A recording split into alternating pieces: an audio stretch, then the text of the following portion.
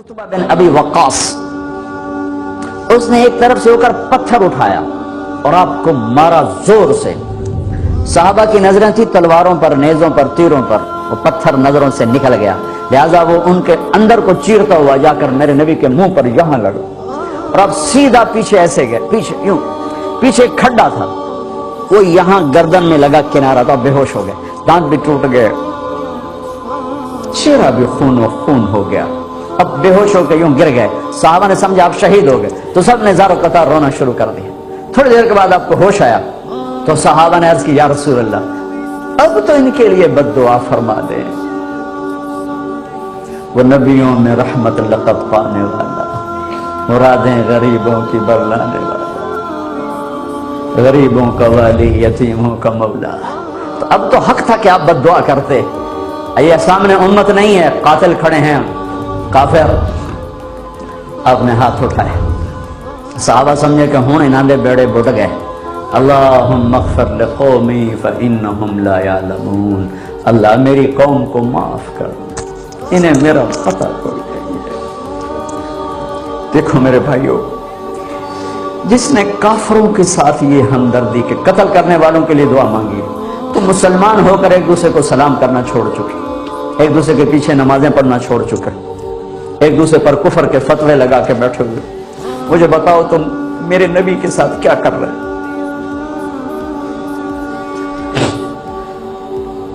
वो तुम्हें फिरकों में बांट कर गए थे या उम्मत बना कर गए थे?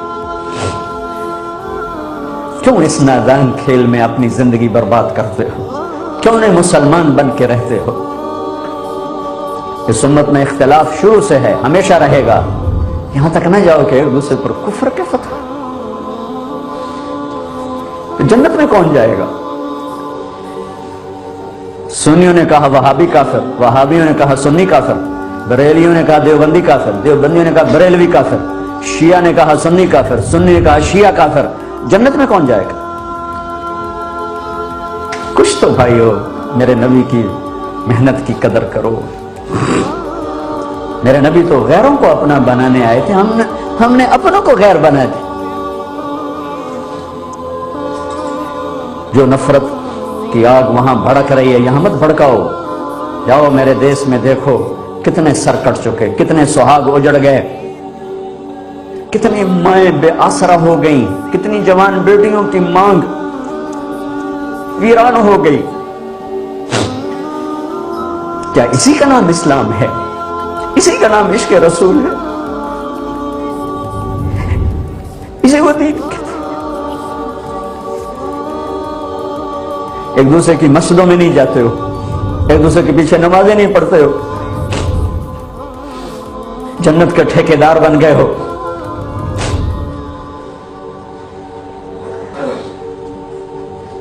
मेरे नबी तो अब्दुल्ला बिन उबई का जनाजा पढ़ाने खड़े हो गए थे, जिसका कुफर अबू जहल से भी बड़ा है। अबू जहल ऊपर की दोज़ख में है, अब्दुल्ला बिन उबई सबसे नीचे की दोज़ख में है। उनके बेटे आए, या रसूल अल्लाह मेरा बाप मर गया है, अपना कुर्ता दे देंगे, मैं उसको कफन दे दूं। हमने कहा ले लो, कुर्ता उतार के दे दिया। अब कहते बदबख्त मुनाफिक, दफा हो जा। क्या या रसूल आप जनाजा पढ़ाएंगे? कहां पढ़ाऊंगा? बाकी मुनाफिकों का तो किसी को पता नहीं था सिवाय अल्लाह के नबी के, लेकिन अब्दुल्ला बिन उबई का मुनाफिक होना तो सबको मालूम था। आप जनाजे के लिए उमर सामने आ गए, या रसूल अल्लाह ये कौन है? तो मुझे पता है कौन है। तो आप इसका जनाजा क्यों पढ़ा? कि शायद अल्लाह माफ कर। क्या उमर पीछे हट जा, मुझे पता है को मेरे अल्लाह ने कहा है तू इनके लिए दुआ कर या ना कर, मैं माफ नहीं करूंगा। मैं करता हूं, शायद अल्लाह माफ कर दे। फिर फरमाया कि मेरे अल्लाह ने कहा अगर तू 70 दफा भी इनके लिए दुआ कर तो मैं माफ नहीं करूंगा। अगर मेरा अल्लाह कहता ऐ मेरे महबूब अगर आप 70 दफा इसके लिए दुआ करेंगे तो मैं माफ कर दूंगा, तो मैं इस कमबख्त का 70 दफा जनाजा पढ़ा देता। मुझे बताओ तुम कहां से ये दीन लेकर आए हो जिसमें तुम फिरकों में बट गए हो, नफरतों की आग तुमने लगा दी है? ये कहां से इस्लाम आया है? मैं तुम्हें अल्लाह उसके रसूल का वास्ता देता, उम्मत बन के रहो, मुस्लिम बन के रहो, कोई गुंजाइश नहीं, अपने अपने अकीदे पर पक्के रहो, دوسرے کے لیے گنجائش رکھو. کیوں اس قدر ظلم و ستم ڈھائے ہوئے ہیں؟ میں نیا تبلیغ میں گیا، کالج سے نکلا، ہماری جماعت ایک گاؤں میں گئی، ایک مسجد میں، تو امام صاحب آئے، ہمیں ماں بہن کی گالیاں دی اور ہمارے بستر اٹھا کے باہر مسجد دھوو، کتے اندر واڑا ہے. میں حیران پریشان، میں تو کوئی نہیں جانتا تھا کہ مذہب کیا ہوتا ہے، فرقے کیا ہوتا ہے. میں تو کالج میں گانے والا تھا، ناچنے والا تھا، جنید جمشید کی طرح. مجھے تو دین کا پتہ تبلیغ سے پتہ چلا. میں حیران پریشان کہ یہ مولانا صاحب کہہ رہے ہیں کہ یہ گستاخ رسول ہیں، اور مسجد دھو دو، باہر کھڑے ہو، یہ مسجد میں کھڑے ہو کر ماں کی گالی دے رہے ہیں، بہن کی گالی دے رہے ہیں. تو پھر معیار دین کیا ہے؟ اتنی نفرت، اس قدر دوریاں. اگر ہم کافر تھے تو ہمیں گلے سے لگاتے، ہمارے نبی کی طرح ہمیں کھانے کھلاتے، ہمیں پانی پلاتے، پھر ہمیں بات سمجھاتے. لیکن ماں بہن کی گالیاں مسجد میں کھڑے ہو کر، امام مسجد. ہم پنجاب کے زمیندار ہیں، گالی دینا ہماری سرشت میں ہے، لیکن مسجد میں کانپ جاتے تھے کہ کسی کو الو کا پٹھا بھی کہہ لیں.